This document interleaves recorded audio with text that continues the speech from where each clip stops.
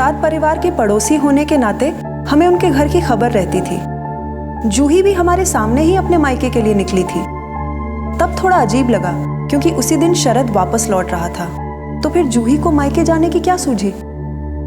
बात और अजीब हो गई जब उसी रात जूही भी वापस आ गई और उसी रात से प्रसाद परिवार में अजीब अजीब घटनाएं घटने लगी। लौट चाहिए।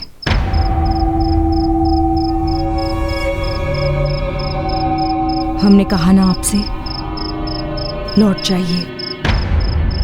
आपको हमारी बात माननी ही पड़ेगी।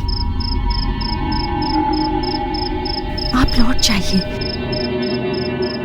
लौट चाहिए, लौट चाहिए।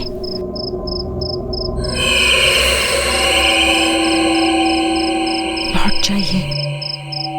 किससे बात कर रही हो?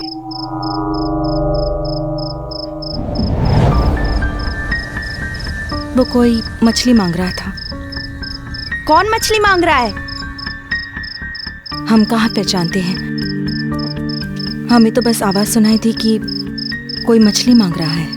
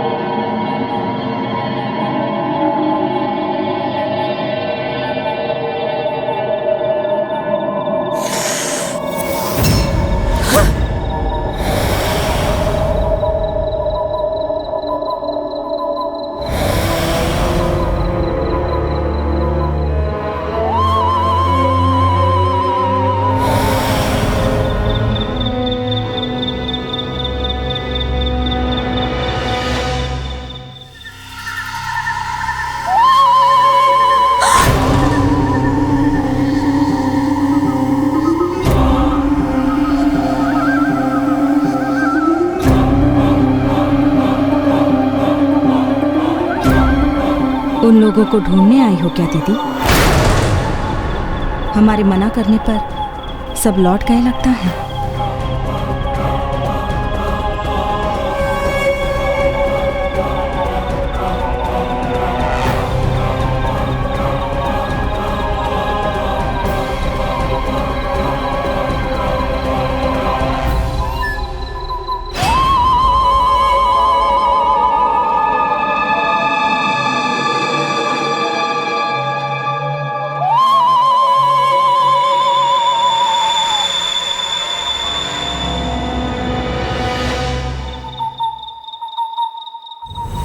हमें कहाँ पता है काहे लौट आई वो मनूस।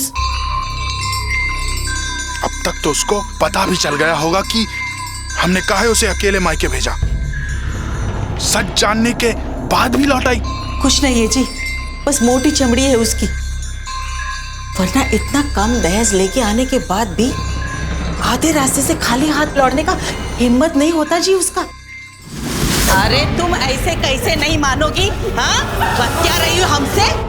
हमने तुमको जो एक बार कह दिया कि अपने बाबूजी को फोन लगाओ तो फोन लगाओ और उनसे कहो कि पूरे 3 लाख रुपए लाकर यहाँ गिना दे, समझी तुम? माँ जी, पिछले 5 बार बाबूजी से पैसे मांगे हैं हमने और हर बार तो बाबूजी ने पैसे दिए हैं ना। हमारी 2 बहनें हैं, उनका भी खर्चा है बाबूजी को।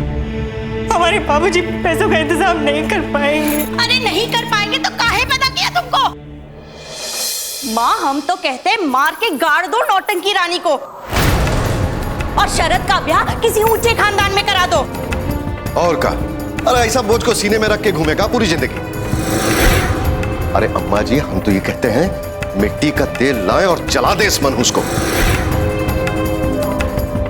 कह देंगे चूल्हे में जल के मर गई। अरे चुप! पगला गए हो क्या तुम लोग? अक्ल नहीं है क्या तुम लोग के पास? अरे थोड़ा दिमाग लगाओ बच्चा। केस वेस कर दिया इसके माँ बाप ने तो जूतियां घिस जाएंगी कोर्ट कचहरी के चक्कर काटते काटते, समझे कि नहीं?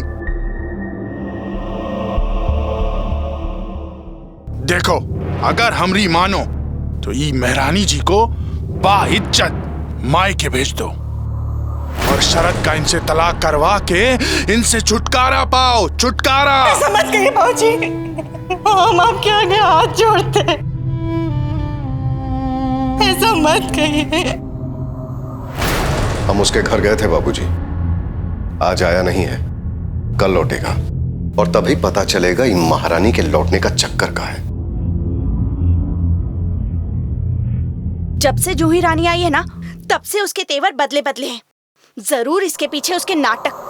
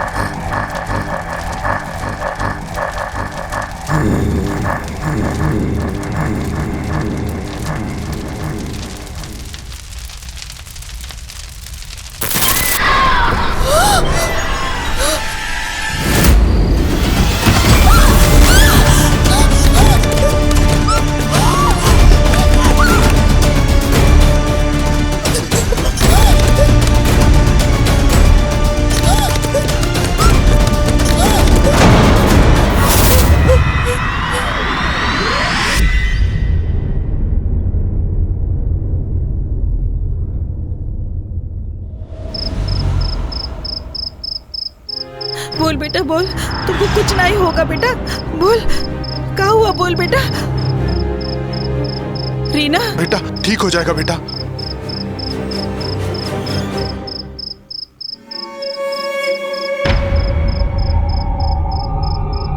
बोल बेटा बोल, बोल ना।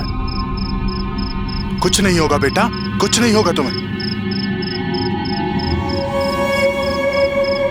डॉक्टर साहब, समझ में नहीं आता मर्ज क्या है, पर ऐसा लगता है इन्हें कोई गहरा सदमा लगा है। इनका शरीर पैरालाइज हो गया है और इनकी आवाज कहीं खो गई है।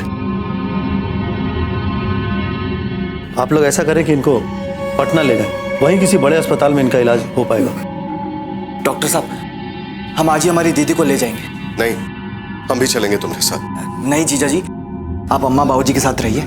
पटना हॉस्पिटल में हमारे बहुत अच्छे दोस्त हैं, उनके साथ अच्छा पहचान है, हम मैनेज कर लेंगे।